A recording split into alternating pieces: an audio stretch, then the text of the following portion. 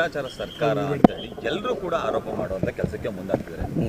ಪಾದಯಾತ್ರೆ ಕೂಡ ಮಾಡ್ತಿದ್ದಾರೆ ಸರ್ ವಿಜಯೇಂದ್ರ ಒಂದು ಕುಮಾರಸ್ವಾಮಿ ಅವರು ಒಂದು ಕುಮಾರಸ್ವಾಮಿ ವಿಜಯೇಂದ್ರ ಕರ್ನಾಟಕದಲ್ಲಿ ಭ್ರಷ್ಟಾಚಾರ ಹುಟ್ಟೋದಕ್ಕೆ ಕಾರಣನೇ ಇವರಿಬ್ಬರು. ವಿಜಯೇಂದ್ರಗೂ ಮಾನ ಮರ್ಯಾದೆ ಇಲ್ಲ, ಗೌರವಾನ್ವಿತ ಕುಮಾರಸ್ವಾಮಿ ಸಾಹೇಬ್ರಿಗೂ ಅದಿಲ್ಲ ಅಂತ ಭಾವಿಸ್ತೀನಿ.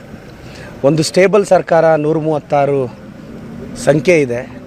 ಈ ಸರ್ಕಾರವನ್ನು ಬೀಳಿಸ್ತೀವಿ ಅಂತ ಸ್ಟೇಟ್ಮೆಂಟ್ಗಳು ಕೊಡ್ತಾರೆ. ಇವ್ರಿಗೆಲ್ಲ ಸಂವಿಧಾನದ ಬಗ್ಗೆ ಗೌರವ ಇದೆಯಾ? ಇವರು ಒಬ್ಬರನ್ನು ಕೂಡ ನಮ್ಮ MLAಗಳನ್ನ ಟಚ್ ಮಾಡೋಕ್ಕಾಗಲ್ಲ. ಸಿದ್ದರಾಮಯ್ಯ ಸಾಹೇಬರು ಪ್ರಾಮಾಣಿಕತೆಗೆ ಇನ್ನೊಂದು ಹೆಸರು ಸರ್.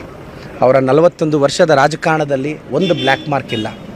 ಇವತ್ತು ದೇವರಾಜ ಅರಸು ಅವ್ರನ್ನ ಹೇಗೆ ನಡೆಸ್ಕೊಂಡ್ರೋ ಇವತ್ತು ಅಹಿಂದದ ಒಬ್ಬ ದೊಡ್ಡ ನಾಯಕನನ್ನು ಇವ್ರು ಸಹಿಸ್ತಾ ಇಲ್ಲ.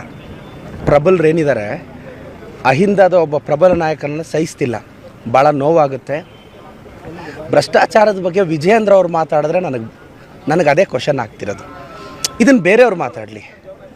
ಸಂಡೂರ್ದು 550 ಎಕರೆ ಏನಾಯ್ತಂತೆ ಕುಮಾರಸ್ವಾಮಿ ಅವರು ತಿರ್ಸ್ಬೇಕು. ಅವಾಗೊಬ್ಬರು ಸೆಕ್ರೆಟ್ರಿ ಅರೆಸ್ಟ್ ಆದ್ರಲ್ಲ, ಅದಕ್ಕೆ ಕಾರಣ ಯಾರಂತೆ ಕುಮಾರಸ್ವಾಮಿ ಅವರು ತಿರ್ಸ್ಬೇಕು. ಪಾಪ ಅವರು ಫ್ರಸ್ಟ್ರೇಟ್ ಆಗೋಗಿದ್ದಾರೆ. ಇನ್ನೂ 4 ವರ್ಷ ಏನು ಮಾಡಬೇಕು ಗೊತ್ತಾಗ್ತಿಲ್ಲ. ಮಾಡಲಿ, ಒಳ್ಳೇದಾಗಲಿ. ಬಟ್ ಸಿದ್ದರಾಮಯ್ಯ ಸಾಹೇಬ್ರ ಒಂದು ಕೂದಲು ಇವ್ರು ಯಾರ ಕೈಯಲ್ಲೂ ಮುಟ್ಟಕ್ಕಾಗಲ್ಲ. ಸರ್ ವಿಜಯೇಂದ್ರ ಅವ್ರು ಯಾಕೆ ಹೇಳ್ಬಾರ್ದು ಸರ್? ವಿಜಯೇಂದ್ರ ಅವ್ರು ಯಾಕೆ ಹೇಳ್ಬಾರ್ದು? ಯಾಕೆ ನಗು ಬರುತ್ತೆ ನಿಮಗೆ? ರಾಜ್ಕುಮಾರ್ ಅವ್ರದ್ದು ಪ್ರೇಮ ಕಾಣಿಕೆ ಪಿಕ್ಚರಲ್ಲಿ ಒಂದು ಸಾಂಗ್ ಇದೆ, ಬಾನಿಗೊಂದು ಎಲ್ಲಿದೆ ನಿನ್ನ ಆಸೆಗೆ ಎಲ್ಲಿ ಕೊನೆ ಇಲ್ಲಿದೆ ಅಂತ. ಏಕೆ ಏಕೆ ನಿಧಾನಿಸು ಅಂತ. ಇದು BJP ಅವರಿಗೆ ಕನಸು ಕಾಣುವೆ, ಅವ್ರಿಗೆ ಅರ್ಥ ಆಗಬೇಕು. ಓಕೆ.